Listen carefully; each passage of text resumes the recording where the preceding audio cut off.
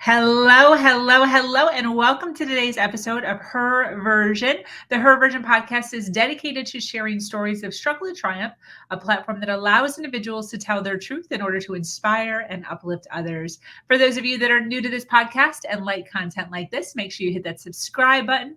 Make sure you follow, like, and share. I am your host, Sabrina Victoria. Let's jump right in.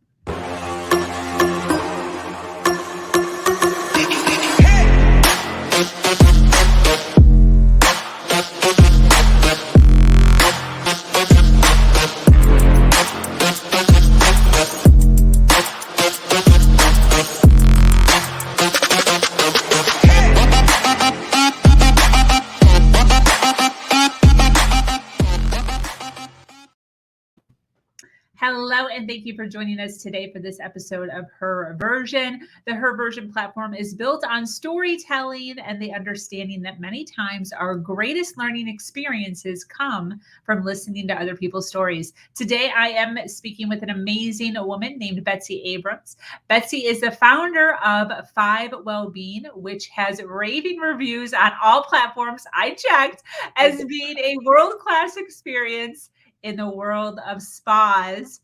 I literally, while going through this, I'm going off script a little bit. When I was going through your reviews, I was like, I need to go to this place.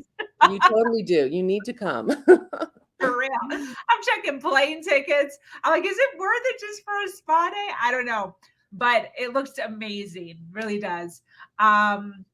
Everything you would expect from a spa and so much more. Betsy has experimented with many methods of self-care in her lifetime, but it was not until the passing of her husband from pancreatic cancer that she uncovered a real need for nurturing our culture. Today, we are going to be talking about life, lost love, self-care, and the importance of following your heart and letting the universe guide you. Welcome, Betsy. Thank you, Sabrina. When you think about your life and all of the journeys that you've been on up to this point, what would you say would be one of the biggest challenges you've had in your life, and what did you learn from it? Yeah. So, I mean, you had mentioned that, my husband had passed away, and that was not planned.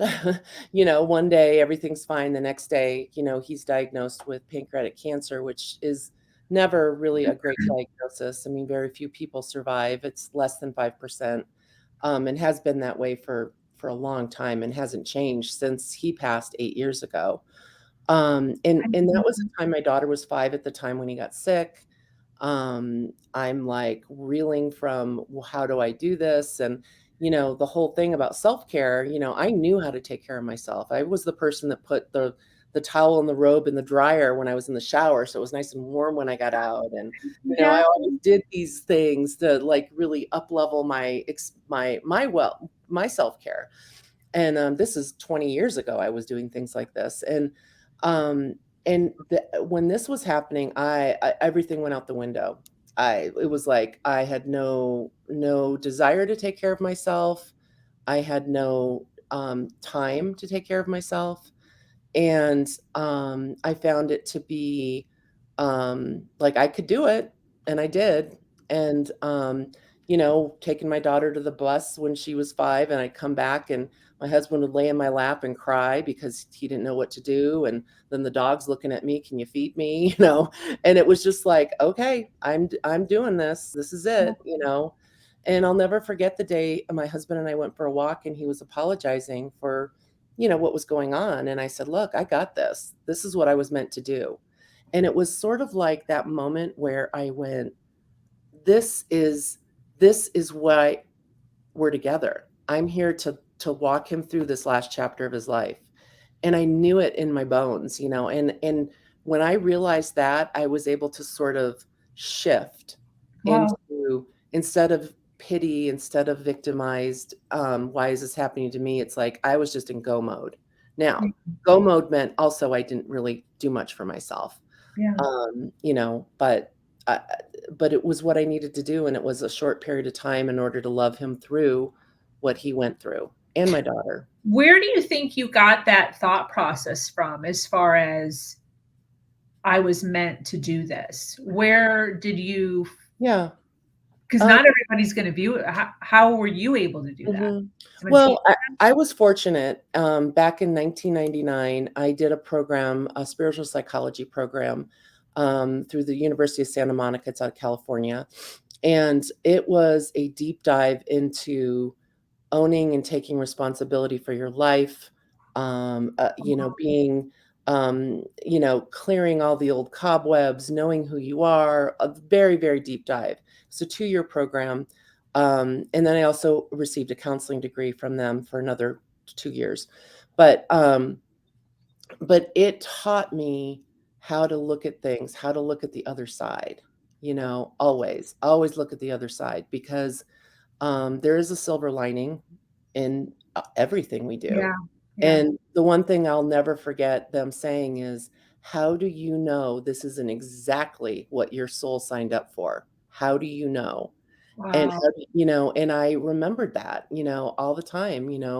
I had a miscarriage before I had my daughter Hannah, and I was devastated. But, I went to, how do I know that that wasn't exactly what that soul needed and what my soul needed in this lifetime? Wow. So, if we can go to those places, I really think, um, you can get through things with a little bit, taking that higher perspective. Not taking a higher road, that's different, but looking at it from a bigger place. Definitely. What made you take that class? Why? What pulled you to Um, I've always been a seeker, always. Like, I've always been in this program or that program or what have you. And I decided that I dated somebody for 9.5 years that was fairly unconscious and, an atheist and all this stuff. And I was like, what the heck am I doing? We broke up for the third time. And I had a friend that was doing this program, and I just was drawn to it. And I was like, I need something. I need to get back to me. I need to get back to believing. I grew up Catholic. I'm a recovering Catholic is what I call it. And not to I'm not bashing religion or even at all the Catholic religion, but it wasn't for me.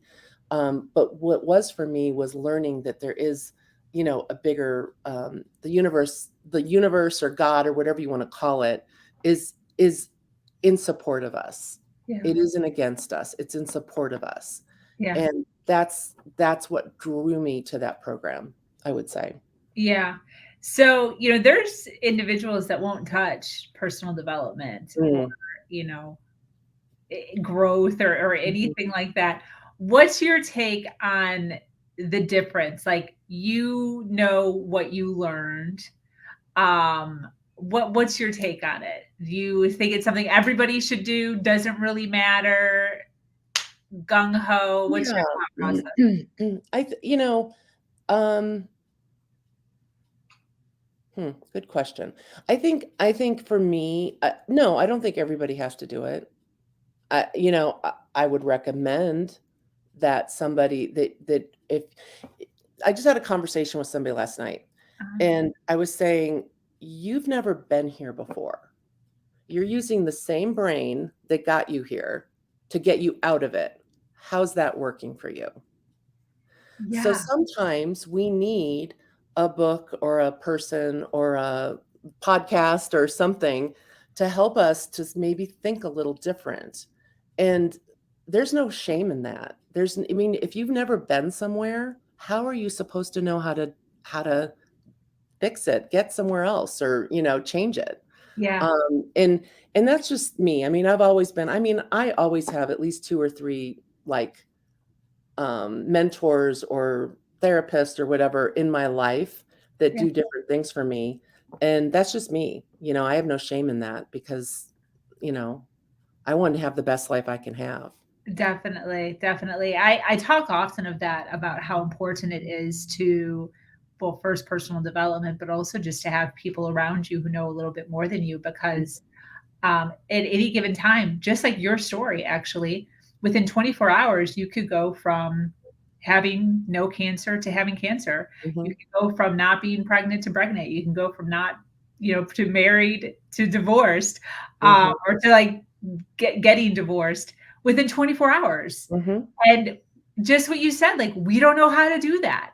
Right. So yeah, so like everything you've been doing up till that thing, you don't know unless you Right. have someone or you're reading something or listening to a podcast or something that Right. is teaching you how to do that new thing that you've now been, that you've now encountered. Right, right, and I think that, when I say that to people, like, "You've not been here, so how are you gonna do this?" I love They're like, "Oh, good point," Yeah, And, there's and I also realize that not people don't always have access to financial means to hire a coach or go to a therapist or whatever, but you know what? There's groups out there. There's ways to get, support groups and different things, and, I just encourage people to look for those like-minded people that you can connect with. And, it doesn't have to be a professional therapist or a coach or, you can go to a church and engage in some of the things there or see a pastor, whatever. It doesn't have to cost you money. definitely.